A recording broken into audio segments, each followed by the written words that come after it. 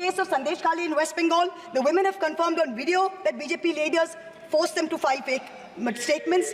Similarly, I'm told in my matter, Mr. Adani on October 16, 2023, got my friend to his office in Ahmedabad and threatened him with dire consequences to file a fake affidavit. Actually, it was Mr. Adani's in-law, Mr. Cyril Shroff, who filed the fake affidavit and forced him to sign it. Even today, every mid-level official in Adani's office calls mid-level officials in the CBI and says, 161 statement change karaiye, aapka sir ko bulaiye, madam ke against mein statement dijiye. I am telling the CBI via you, madam, please take a 164 statement once and for all. Don't keep calling back people at Adani's behest to change 161 statements to implicate me. It's going to get you nowhere. What have you done? You've not listened to the mandate. Vinash Kale Viprit Buddhi, you have done the exact opposite. You've kept the same cabinet, you've kept the same finance minister who's given the same shoddy budget. Who is this budget for? The middle class make up 31% of India. The poor make up between 60 and 65% of India. इस case के बारे में जिक्र कर रही हैं, वो लोकपाल पर मेरा केस है, मेरा केस है, मैंने कंप्लेन किया है, मेरे कंप्लेन पर वो केस है, वो मामला सब जुडिस है, उसको सीबीआई और ईडी इन्वेस्टिगेट कर रही है और इसीलिए इस सदन में नो क्या ये मेरा केस है, लोकपाल पर मैंने जो है कंप्लेन किया हुआ है और ये केस मेरे ऊपर है, इसीलिए मैं यहाँ बैठा हुआ हूँ। ये कुछ भी हो रहा है तो दरअसल हीरानंदानी को यदि हिम्मत है जिसके बारे में ये बात कर रही है, उसको हिंदुस्तान में आके सीबीआई उसको बुला रही है, वो आ क्यों नहीं रहा है? Colleagues, I stand here today on behalf of my party, the All India Trinamool Congress, to speak on the finance bill. Madam, I have to say I'm deeply pained at the very onset. I must point something out. When we talk on the speak on the President's address, the Honorable Prime Minister leaves the chamber. Today, when we're speaking on the finance bill, the Honorable Finance Minister leaves the chamber. We members of the opposition are deeply pained by this. We hope that the government will take notice of our pain and be present in the House each time that we speak on relevant issues. Theodore Roosevelt, the 26th President of the United States, had said, in any moment of decision, the best thing you can do is the right thing. The next best thing you can do is the wrong thing. And the worst thing you can do is nothing. The Honorable Finance Minister has made a mockery of the people of India in this union budget by doing absolutely nothing. Whatever little changes are there are regressive and ill thought out. Means that the people did not want a business as usual approach. The people wanted a course correction. What have you done? You've not listened to the mandate.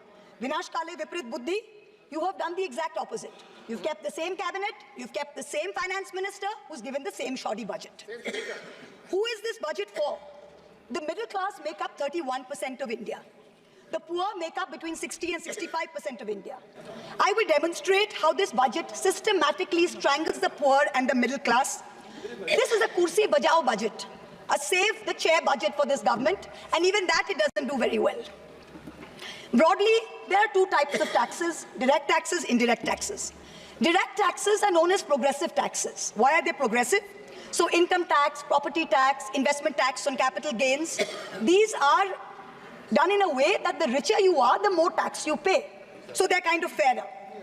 Sir, please. Sir. Sir, you're a chat person. What is this? Indirect taxes are regressive because everyone from the richest billionaire to the poorest laborer is paying the exact same tax. So GST, duties on petrol, duties on diesel are all indirect taxes. When we strive for a fair and equitable economy, we must have the balance of direct taxes and indirect taxes right. The US and the Europe broadly collect about 60% through direct taxes and 40% through indirect taxes. Some Scandinavian states with welfare models collect 70% through direct taxes, 30% from indirect taxes. In India, it is the exact opposite. 65% of tax collection comes from indirect taxes, where billionaires pay the same as the poorest laborers, and only 35% comes from direct taxes. Even within the direct tax bracket, for the first time in our country's history, salaried professionals and the middle class are sharing a greater tax burden than rich corporates. The middle class is contributing 55% of direct income taxes under this government, up from 38% under the UPA. The richest corporates in India today contribute only 45% of direct taxes. Not only is the middle class being taxed, but now with this budget, the savings of the middle class have also been taxed with removal of indexation and with a rise in the short-term capital gains here. Sadly, most of this will go towards crony capitalists. You'll make roads that have potholes, you'll have airports that leak, you will have bridges that fall out, and the taxpayer will pay for this. The budget speaks of private sector participation, but remember one thing, they bid out 6 airports to one company for a fee to be paid by the government. Then they created a policy that allows the regulator to keep increasing the user development fee. So actually, it's the flying public of India that are paying for this. Priority 8, innovation, research and development. Grand words, these are just grand words. The finance minister seems to have forgotten that most entrepreneurs register their product and software IPs in foreign countries like the US, since IP registration system for patents is a complete failure in our country. Unless you fix patent registration, this is not going to happen. The last priority she talks about is next generation reforms. This is also another Jamla. She says, I propose to earmark a significant part of a 50-year interest-free loan for competitive federalism. So this is double speak. We'll keep this money in our pocket. If Nitish ji and Chandrababu ji see through our Jumla and they make a big fuss, we'll have some additional funds to keep them happy and to keep the government going. Finally, I have to mention one interesting fact, and I hope that the Treasury benches will have the patience to hear me out. Please. I wholly agree with the Finance Minister on one thing. The budgets for the CBI and the ED have been reduced this year, and I was wondering why.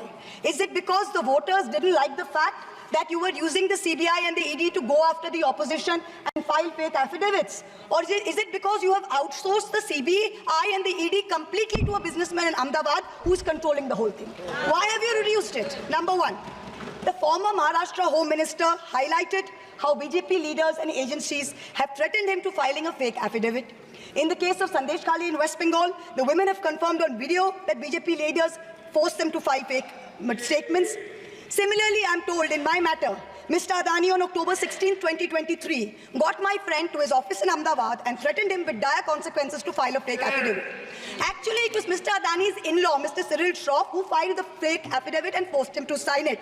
Even today, every mid-level official in Adani's office calls mid-level officials in the CBI and says, 161 statement change karaiye, aapka sir ko bulaiye, madam ke against mein statement dijiye. I am telling the CBI, via you, madam, please take a 164 statement once and for all. Don't keep calling back people at Adani's behest to change 161 statements to implicate me. It's going to get you nowhere.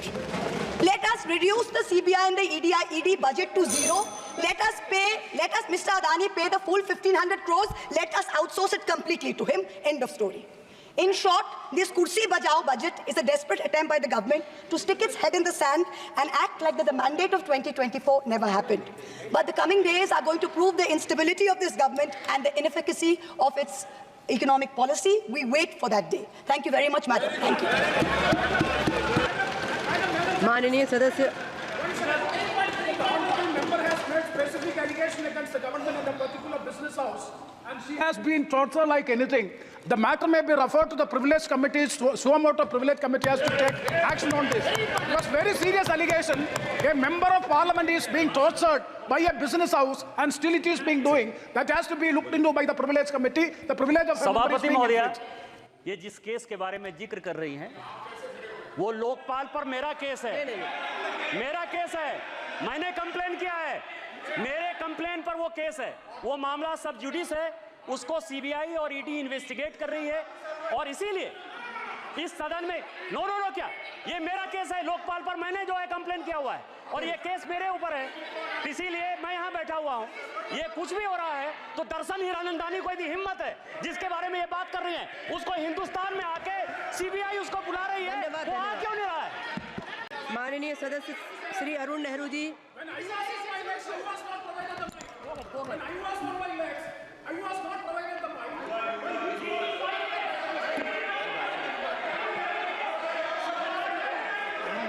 Please continue please.